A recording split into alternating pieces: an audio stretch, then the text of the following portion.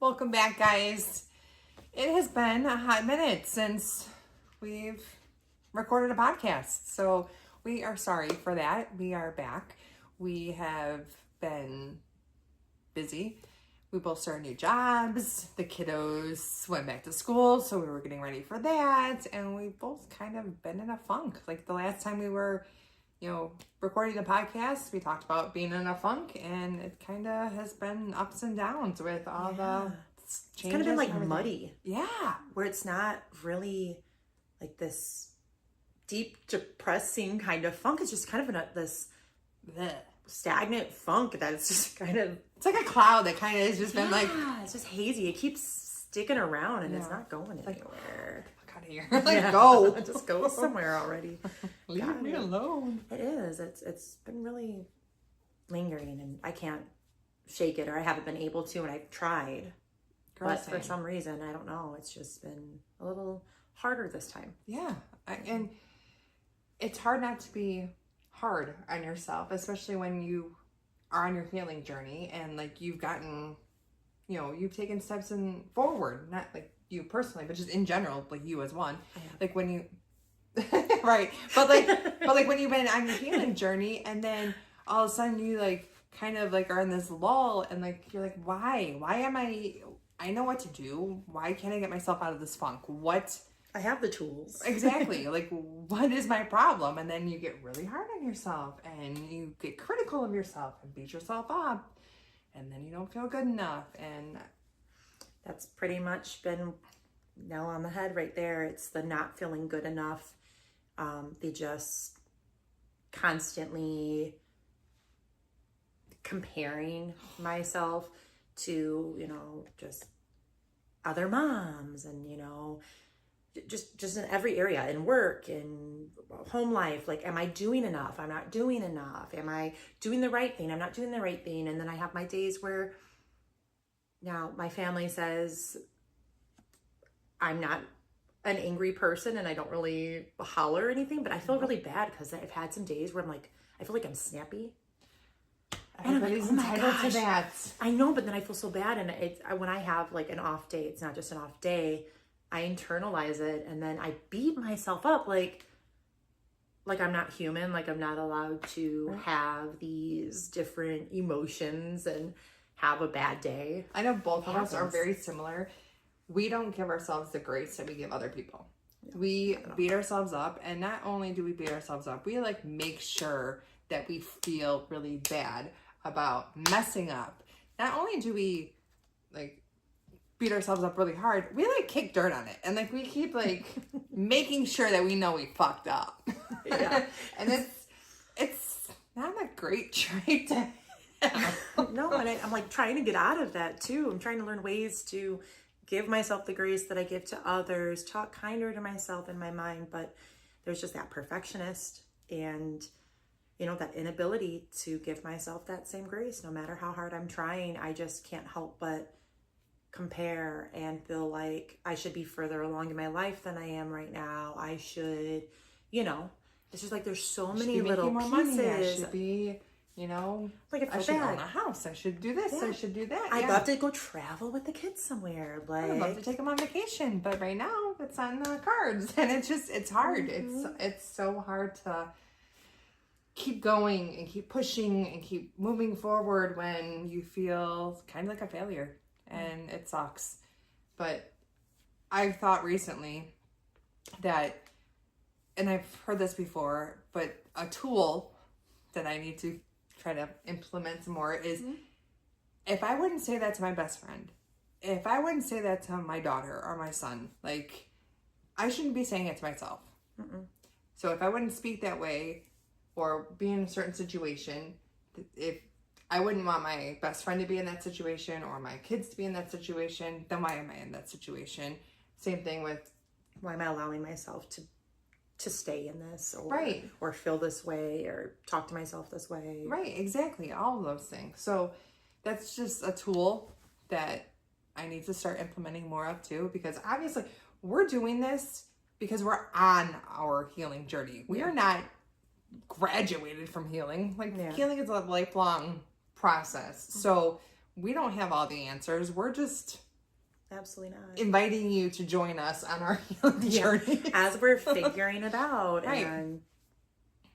Right. And with that being said, September is suicide trigger warning. Sorry, should have said that first. But it's suicide prevention and awareness month. So we are going to touch on that in a couple episodes this month. Our goal is to, because we are busy, to every other Thursday get a video or audio podcast out for you guys.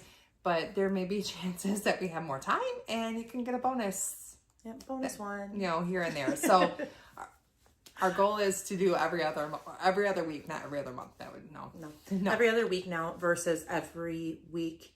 Just with balancing work and the kids and everything else, it's just proven to be a little hectic right now. Yeah, a little bit. Yeah, a little getting together, having some quiet so we can actually record, and then, you know, we're still figuring out the whole editing thing, and that takes time. But we're gonna get to the point where we're gonna be like things are gonna be smoother. Yeah, so we don't have that. Don't have to sit there and edit and do whatnot. But yeah, it's gonna get smooth. But with the video, like, this is us. This is, you know, we're not professionals. We're just two moms, two besties, hanging out, having a conversation on the couch, and inviting you guys along to join us. So and hopefully something sticks with you, or if you're going through something similar, that will stick with you, and you can take something from this. And even if it means the only thing you take from it is going, okay, well, at least somebody else feels the same way I do and I don't feel alone. Right. That can go a long way. Just knowing that you're not the only one, because when you get in these headspaces, you feel so isolated. And I know personally I isolate myself and I feel so alone, and it feels heavier than it needs to. It does. Even though other people are going through things, you just feel so, it's just me. Right. And like, there's I feel ashamed, like, when I feel in this funk. And it's like, I was in it recently, this past weekend. Like, I wasn't feeling good in general, like, because at work there's a lot of sickness going around, and then I like caught a second round of it. But just especially when you're not feeling good physically, and then the mental's already like a little off, it just makes it that much easier for the negativity, the, you know, negative self-talk to like seep in. So it's harder to get yourself out of that funk. But yeah, I like totally recluse this weekend. I was just like, it was hard to get out of bed. It was hard for me. And I felt bad because it's a 3-day weekend and I had my kids and I wanted to be able to do something with them. But I just like physically couldn't do it. And the guilt, the shame, and it sucks. Yeah, you know, to push through that. But, you know, I am sorry that you felt that way. I know that you're not supposed to say you're sorry, but I do empathize with you. And that sucks that you felt that way this weekend, especially when you had so many plans or things that you did want to do that really. And it was beautiful this whole weekend too. And so that was another you guilt thing. You did get a little air though. You went out. You guys went out and like went to the park and stuff. And that did wonders for your mental. It did. And I took the kids and the dog for a walk, and that was great. Like, yeah. So sometimes just pushing yourself to that point and getting out of the house and doing something like that would absolutely completely boost you up. Fresh air, sunshine, and like grounding. I don't know if you guys know what grounding is, but like getting your bare feet on the ground. And like the earth has natural like energy, so it just helps ground you. And you don't feel it, like, but it does work. So those are all huge things. I mean, plants need sun and water for growth. You as humans need, we as humans, not you, we're all you. Whatever. You're like, you know what I mean. Exactly. And I'm not editing this out, so it is what it is. But those are the essentials that you need. So, but yeah, the whole guilt of not being able to pull yourself out of the funk. Like, when I know the tools, I know what to do. I know it's a mindset, but it doesn't mean it's easy. It does not mean it's easy. It doesn't. But it's nice when you have friends and people that love you to support you, and that helps a lot. But even so, like, your mind is so strong. It is. And It will mess with you. You have to put yourself in a good, like, mental place, a good headspace to work through some things, because it does. It takes a toll on you. And the worse this gets, everything else. I mean, you'll start to feel it in your bones. I mean, your entire body will just start to shut down because your mental is feel not it viscerally. in a good place. Yep. Because the stress that affects your body extremely. The cortisol levels go up. The cortisol, then the weight goes up. Yeah, and no matter what you do, what you eat, what you don't eat, how much you exercise, it's not going to come off because of that stress. Yeah, about that. The increased cortisol. Yeah, it is crazy how much it does. I for a while there, personally, like my ex, when I had to see him all the time, which I haven't for a while, and it's not by choice, not by my choice. However, I haven't had to see him, and my cortisol levels were so high, and I gained so much weight having to deal with seeing him and being around him. I'm like, and I didn't even realize how bad it was until I was actually able to get away. You know what I mean? Like, not have to see him anymore. And it's created the space. Right. Yeah. It's created the space where I'm starting to see how healthy it is for me, and weight started to finally come off and things like that. And then I'm noticing in other areas of my life, because a huge part of not feeling good enough stems back all the way to childhood. Yeah. And, you know, always having to get perfect test scores and be perfect in school. And if I wasn't, it wasn't acceptable. Like, or if you compare yourself to your siblings. I don't know if you did, but I did. I did in some ways, not academically. I didn't. I've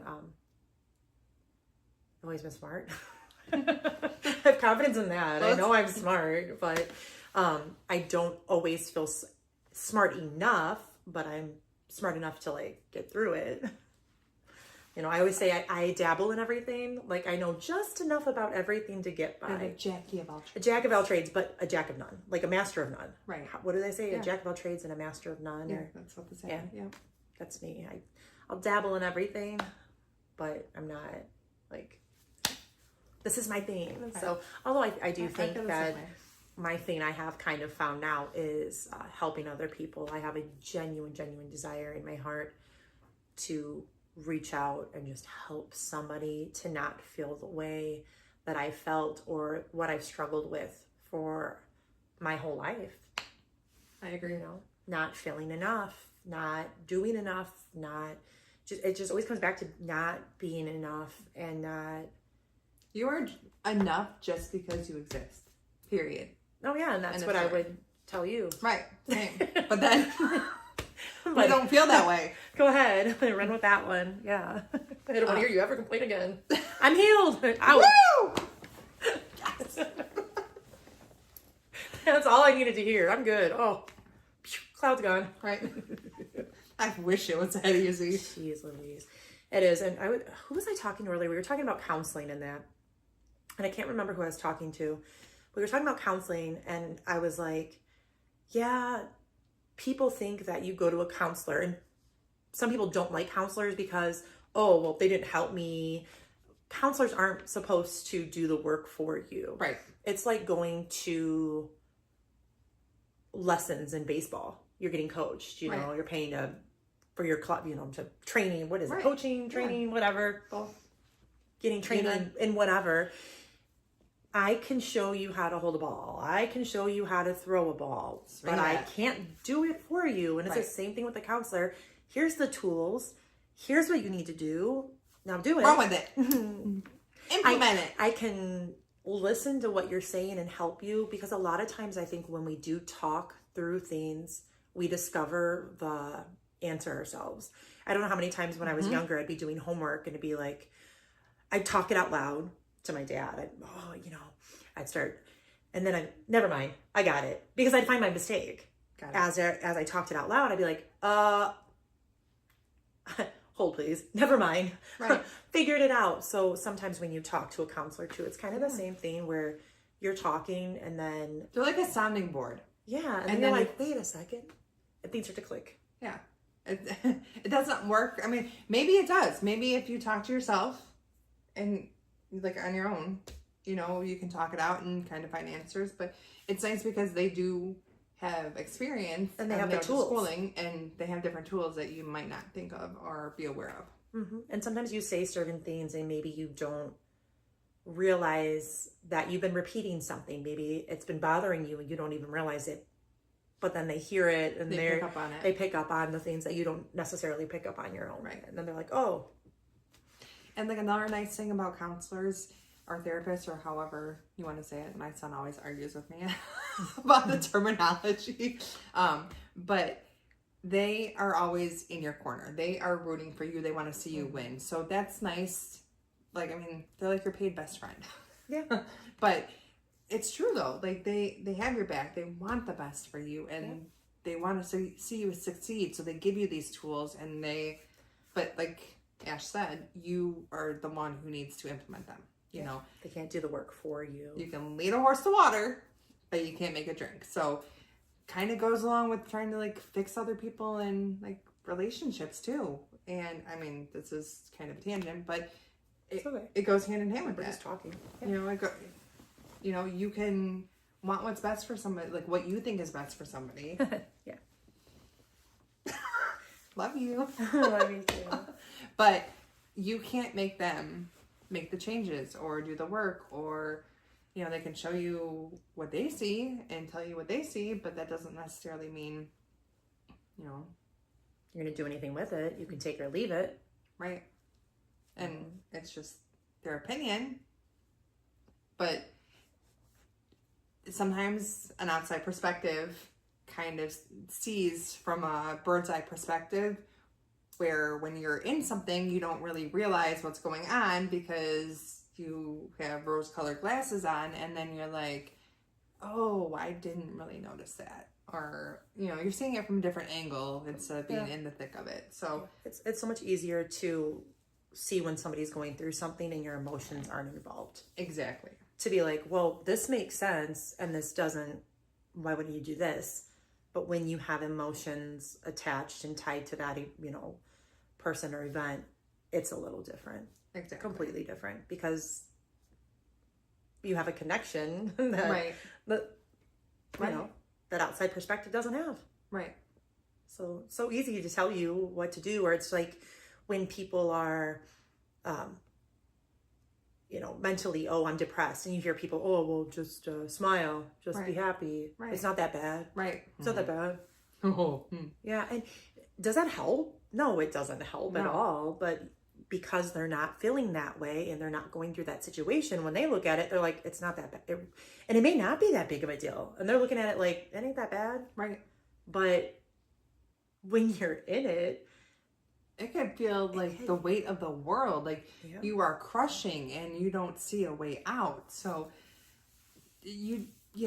counsel, friends, sounding boards, counselors. It's so great to have outsiders' perspectives, somebody to like vent to share your emotions and your feelings with, and then take what you want from that. Like listen to what they say, but you don't necessarily, you can integrate it with what you're feeling, like since your emotions are involved, kind of weigh things out, and then just finding a way to ask for help, whether it's professionally or personally, professionally. Yeah. And also when you ask for the help, you can say, hey, I want advice, or hey, I just want someone to listen. Yeah, it's one of my favorite things to do now. I think for a long time it was, okay, well, you're coming to me, because a lot of people, friends growing up, would come to me for advice. Yeah. And I'm like, okay, well, I can give you advice. I mean, this is just my opinion. Right. What I see, and I can tell you, but I totally forgot my train of thought. No, the advice, or it can be an ear. Oh, yeah. Oh my gosh. See, my mashed potato brain. Coming out, why would you come to me for advice? Shut up. Oh, yeah, come to me for advice, and then it'd be like, okay, but I learned as I've gotten older, it's more of sometimes people don't really want advice. They just need to vent. Right. So Just to get it out. So instead of being like, oh, let me try to solve all your problems because I've always been a problem solver. Let me fix it. Mrs., Bob the Builder, let me get my toolbox here and try to fix you. You can't do that. So to everyone. So it's like, okay, well, do you want my advice or are you just looking to vent? Right. And it's so hard because I'm a fixer too. It's so hard. Being a fixer, it's hard to be oh, well, what about this? What about this? What about this? And it's the active listening. It's the closing the mouth, opening the ears, and just listening. Yeah. And being there. And sometimes it's hard. Yeah. And sometimes, especially when there's things that you wish the person that's coming to you and talking to you wouldn't do, or the choices they wouldn't make, but you just gotta let them. You just gotta let them. You really do, though. It's hard. Mm-hmm. I think a lot of, it's really hard to do that. But going back to, also while thinking about it, the whole being hard on yourself and the kind of the funk that I personally have been in,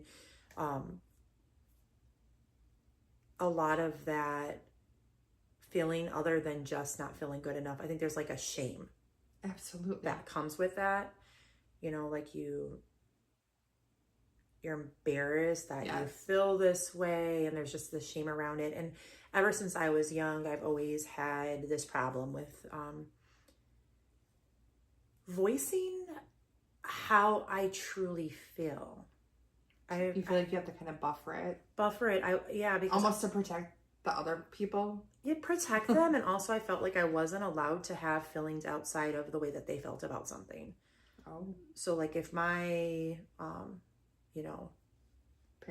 parents or adult figures in my life, if there are any adult figures in my life said, we're very adamant something was one way, I felt like I had to agree with them, because if I had a difference in opinion, it was disrespectful. It was, so it was always taken that way. So then you just get really used to being like, well, conforming. Yeah, because, and then if you do have a difference, I often heard, I was over dramatic and, and you feel like, oh, I'm blowing this out of proportion. I'm over dramatic, and this is something so petty, and here I am turning nothing into something, and making a mountain out of a molehill. Yeah, I heard that forever growing up, and I'm sure a lot of people heard things like that. Stop being over dramatic. Stop.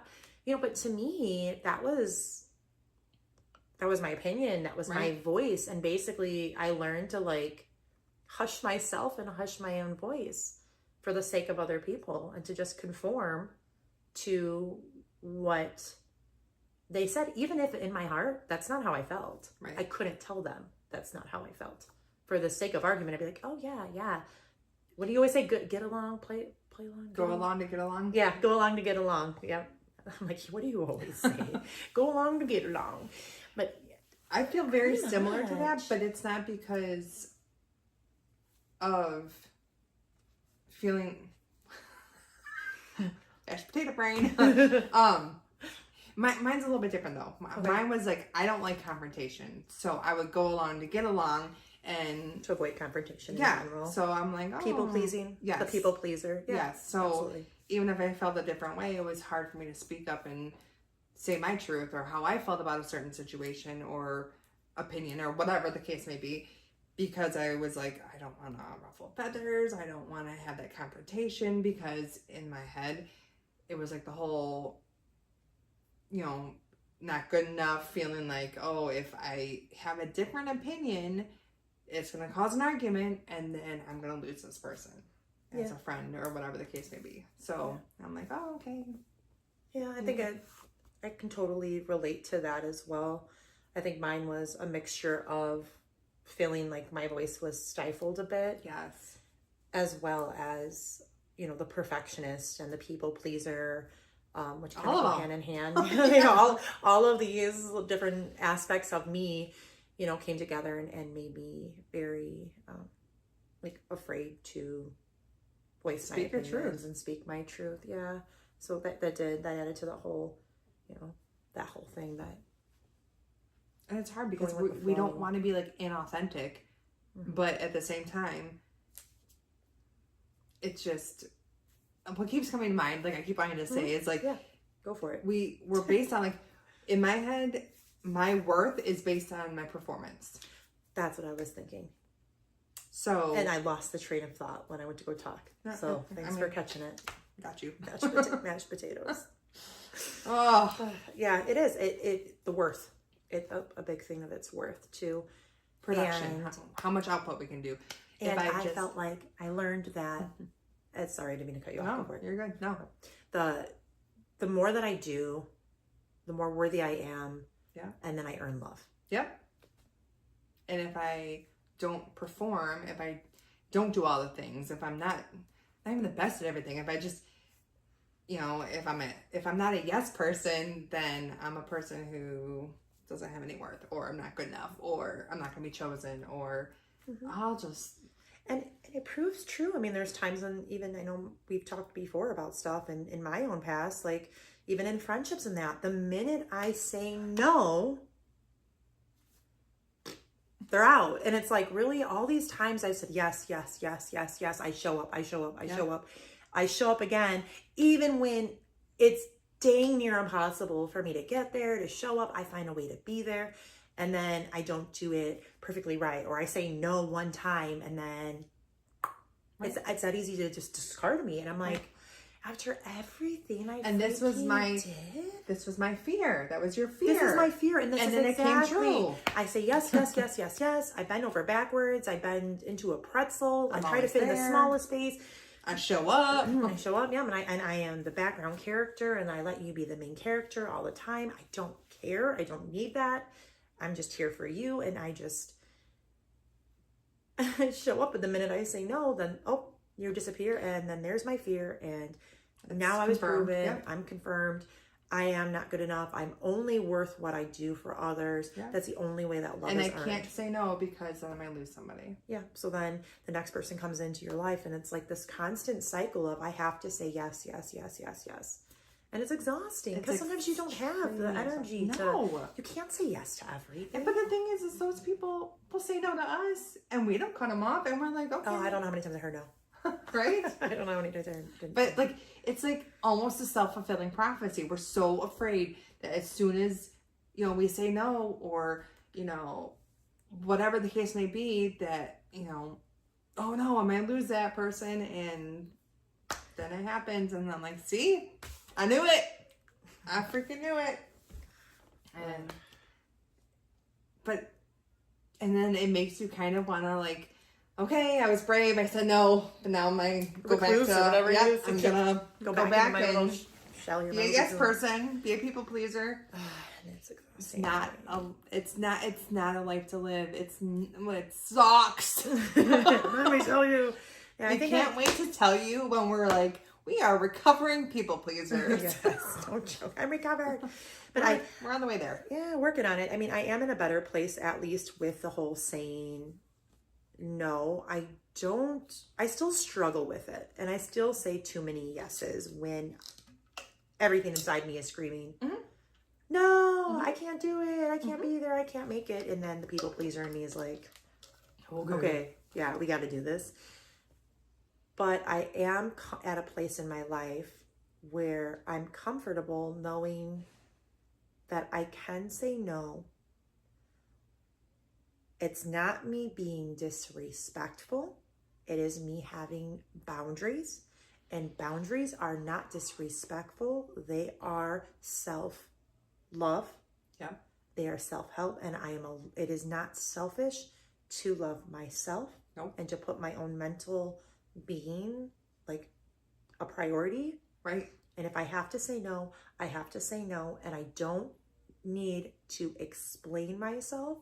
I can just say no, and that's enough. And those who are worth having in my life will understand. Yeah. And those who are not will not. Now, I'm not saying say no to everything and not show up for your friends ever. Right. Because it's very important to show up for the people who matter to you. Right. And you know, to be there for them and to say yes sometimes. Reciprocation. Yes, exactly. Reciprocate a little bit, but it is also okay to say no. And those people who are worth reciprocating for, who show you that same in return. They get it. They get it because they have that same. Everybody needs to take care of their mental health. Everybody needs to say no sometimes. So absolutely. Yeah. There was something else I was going to say, but I'm sorry. No. I got on a tangent. No, like it was on your tangent. Oh, I was like, preach. Preach. And we keep going. The saying no. All right, well, you keep thinking. No. I'm just going to keep going. No, it's right there. In the comparison. We talked about that a little bit, but in the beginning, yeah, a little bit. Yeah, but I compare myself to everyone. Oh, yeah. I never feel like I'm good enough. And obviously that's something I need to work on. But like I compare myself to my sister when I was growing up. Like she always got like straight A's and like she was on like made all the sports teams, and I wasn't like too big into sports, but I did try out, but I didn't make the teams or whatever. And like I just didn't feel good enough, you know. And it's not like my parents were like, you oh, she's suck. Right. It's not like my parents were like, oh, she's better than you. But it's like I felt like I had to constantly compete, even though it was like unspoken, but like she wasn't like trying to compete with me, you know. But like she was popular in school and all this stuff, and I wasn't. I was kind of like a dork and stuff. But I see that. Oh, thanks. I love you. And she still is, but that's okay. I don't give a shit. It is what it is. Nothing but love. Sorry. Continue. And she's popular. You're a dork. Picking up right there. Oh, thank you. Thanks for the. Got it. This is real life.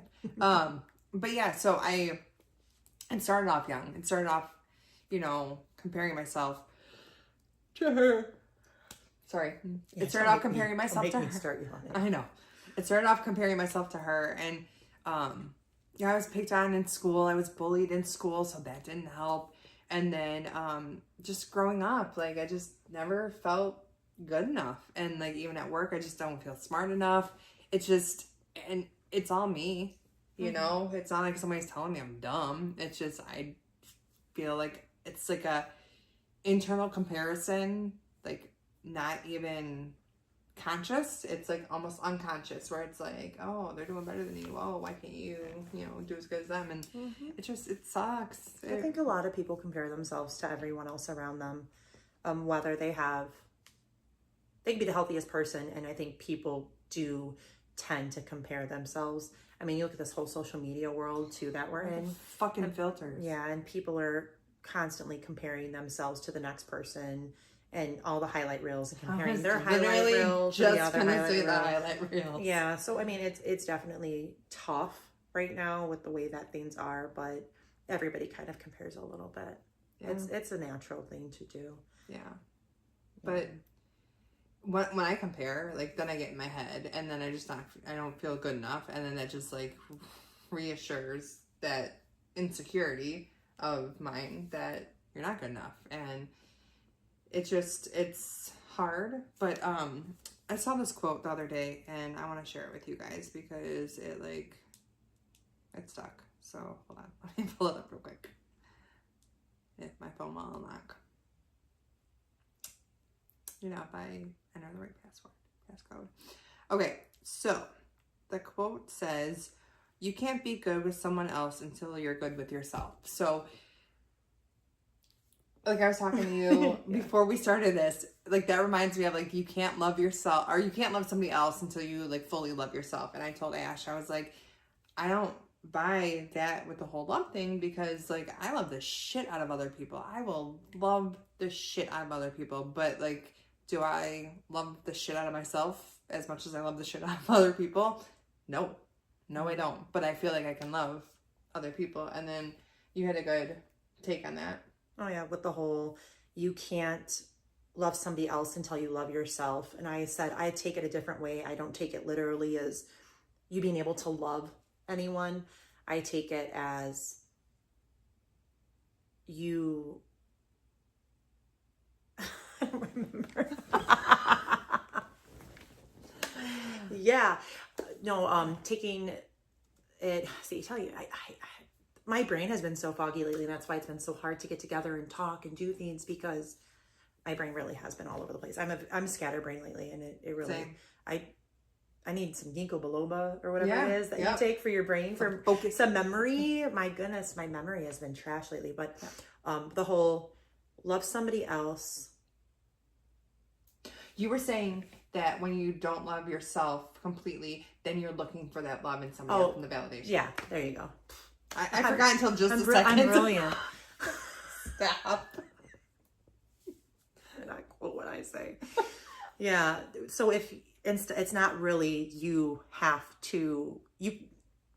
love yourself in order to love someone, is how you kind of take it. Yeah. I have to love myself in order to really be loving somebody else. Right. But you're going, but I love them. I can't love somebody else until I love myself. You're like, no, I love everybody Right. with my whole heart, my heart on my sleeve.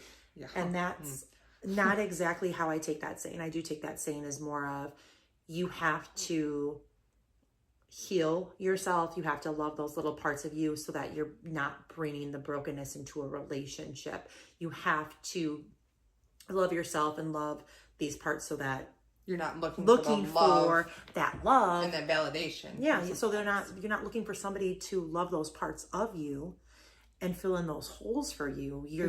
You come with enough love for yourself that those holes are filled. Yes. So that they add to you. I love that. That's more so how I take it. I'd get there eventually. So with the quote that I said, that's why it triggered the, you can't love somebody until you love yourself. Yeah. But you can't be good with someone else until you're good with yourself. It's so true, because if you aren't solid in your foundation and you have insecurity, I mean, you might still have insecurities, but if you're not I know I'm good enough. I know I'm worthy enough. I know I deserve good things. If you don't feel that way and then you are getting in a relationship with somebody else, then of course you're going to be, like you said, seeking that validation from that other person. And when you don't get it, then you just kind of... You're looking for somebody to complete you rather than compliment you. Ding, ding, ding. Mic drop. Seriously. See you next time. But no, it's true though. Yeah. It is. It's really true that you're craving that next, validation, whether it's through them telling you or texting you or showing you affection or whatever the case may be. If you're good and you're solid with yourself and you know yourself and you love yourself and you're like, I'm sovereign within myself, then it is complimenting. It is a healthy relationship. It's not a healthy relationship if you're seeking that from another person to validate you. And you don't want to be a leech in a relationship and try to, suck the whatever you need out of the other person. You're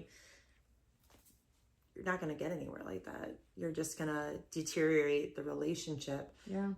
That's being needed, not wanted. I need your validation. That's needy. That's not attractive. That's not healthy. Mm-mm. You need somebody to be like, okay, well, I've done at least a little bit of the work. You've done a little bit of the work, and we're not sucking like the leech. We're not taking from each other. We're adding to each other, and we're creating something together that's solid. Right. Because I have enough of this love and work in myself, and so do you. Right. Because it can go either way. Right. And you can have two people too who are incredibly needy, find each other, and that's not a good fit either. Two people who are too independent or too needy, you have to have a nice balance. Right. But once you're good within yourself and they're good within yourself, you can still be on your healing journey. You can still... You're going to be on your healing journey forever. Exactly. And you can still be working on yourself. But when you're aware and you're like, I don't need the other person to validate me. I know that I'm good enough on my own. Then that's a good time to be like, okay, maybe starting a relationship would be a good thing if they're in the same boat as you. Because when you're, like you said, when you're constantly needing each other to validate each other, that's not very healthy. Mm-mm. I mean, that's a whole other subject too, about the whole relationships and validation and looking for that within relationships and not finding it within yourself, and when you should stay and when you should go. I mean, that's we could go down a whole rabbit hole. Yeah, absolutely. With that one. That can be a different episode for sure. Yeah, because it definitely could continue to talk about that one. But with the whole just mentally being drained and feeling shamed for asking for help and feeling over dramatic and comparing and just not feeling good enough, man. Like that whole thing lately, just, I know the only way to really get through it, and we've spoken about so many modalities before that you can use, you know, as far as counseling. We've mentioned that again today. You know, just getting out and doing something. Yeah, just the littlest things, the tiniest things are the biggest, especially if you're in a place where you are depressed or feeling down or stuck. You're going to stay stuck and you're going to get more and more in this hole and more like, you know, not wanting to do anything. You're going to have to push yourself out of that. Give yourself some grace. Make yourself do something. So hard. But once you get going, little steps, like I said, like just getting outside in the fresh air, getting in the sunlight, like even though I didn't want to, I was just like, I just stay in my bed. Like I said, I didn't feel good. You know, I'm justifying. But you don't need to explain yourself. I always feel like I have to explain myself. You're allowed to have a day of just sitting in bed and recouping if it helps your mental. There's no shame in downtime. I don't know how your parents were growing up or the adult figures in your life, but I know that when I well, I'll just say, I saw my mother constantly go. And she was always cleaning and she was always doing, and she was always on top of it. And so when I don't do anything and I'm sitting still, I feel lazy and useless, and I feel like I feel guilty, and like I need to hurry up and do something. Like I'll literally sit on the couch, and if somebody walked in, I'd hurry up and jump up and like wipe the table, just to make it look like I'm doing something, because God forbid I sit down. Your productivity and it's my worth. It goes back to I'm only worth what I'm doing, and so just watching her do that. And she didn't tell me that I had to do anything. I just internalized watching how that was she your role model, and you're like, oh, this is what I'm supposed to do. So whenever I'm not on 10, I'm like, worthless. So it's good to note though those things when you look back in time, because they say a lot of healing is going back to your inner child and recognizing what has stemmed from your childhood. Because most where did it start? Do. Yeah. Where does this go back to? Like, isn't it like to try to get back to the point? Like, is it 9 times? Like, you're like, okay, what made you do that? Well, this made me do that. Okay, well, what made you do that? Like, to keep like getting to like the root cause of something. It's like usually like 9 different questions. I think it's 9. Have you ever heard that before? It's like to like, well, why are you sad? And you'd be like, oh, because I don't feel like I'm good enough. Okay, why don't you feel like you're good enough? So like it keeps getting deeper and deeper and deeper, and then it's like by the, I don't know if it's like the 6th time or the 9th time, like you keep going deeper, and then it's like that's the root cause. So it's kind of like, you know, okay, like I don't feel like I'm good enough. Oh, it's because of this last relationship. Oh, it's because of, you know, when I was a teenager. Like you keep going, and then it's like, oh, well, shit, it started in childhood because of this time or this instance or this event or whatever that happened. And I'm like, oh, well, this is what changed my mindset, and this is what changed my behaviors moving forward. So it is. It happens. I don't know if I've ever mentioned this on here. I love Gabor Mate. Never heard of that person. Okay, well, he's amazing. I've looked him up, and he's done so much research around like development from when you're younger to getting older and how it affects us. And not to quote him directly, but to give credit to where credit is due, I would definitely recommend watching something of his. He's fantastic. YouTube? Yeah, you can find a lot of people have interviewed him. Nice. Yeah. I'm not gonna name drop, but there's a bunch of people. he was on. Name drop him. We'll just name him. Yeah, Gabor Mate. So, he talks about, and it doesn't even have to be the biggest thing. He talks about how in childhood, so they were in Germany and all that, and how his mother to save him. And I forget how long it was. I think it was only a couple weeks or something. I can't remember, or a couple months, a few weeks. Don't quote me. I can't remember exactly what it was, but she gave him to a trusted adult to keep an eye on him and take care of him until she could come back. So it was for his safety. Okay. Okay. And it was for the right reasons. And she wasn't, abusive or anything. It was Right. just, it was for the right reasons. However, he said as an adult, and he's, 70s. Oh, wow. 80s, Okay. like he's older. And when he went to the airport one time, he talks about it all the time, a story about how his wife, she's an artist and she's painting. When she gets in her room, she's in her own world and loses track of time. And he knows this. Right. And he was at the airport and she didn't come, and she forgot to come and get him. And so he had to take a taxi home. No biggie. Got home. He was safe. Everything was fine. And he was angry, and he gave her the cold shoulder. And Cal finally the next day, she's like, "Oh, just knock it off, let it go, get over it." That's literally what she said. Get over it. That's exactly what she said. Just get over it, already. And in that moment, though, what he said is he realized it wasn't the well-educated adult Mel standing at that airport. It was the little kid being abandoned by his mother again. He was left. That hits deep. So something as small as that, and he knows she did it for the right reasons, but he has to consciously remind himself sometimes